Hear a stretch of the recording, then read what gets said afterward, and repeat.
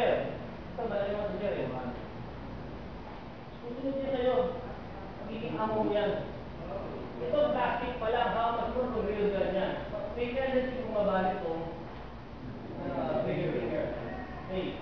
Tatapos tayo. Drag gun point of the head. 1, 2. Relax. Okay.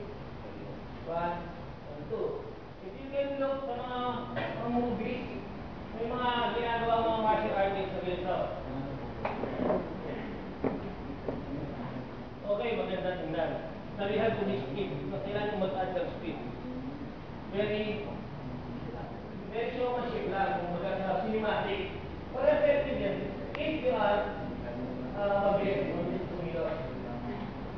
Maganda rin sana. Pero hindi ko nare-recommend sa inyo, hindi naman kayo mag-practice sa TV. Iba pa rin yung simple mong salanan. Away from the gun, pasok.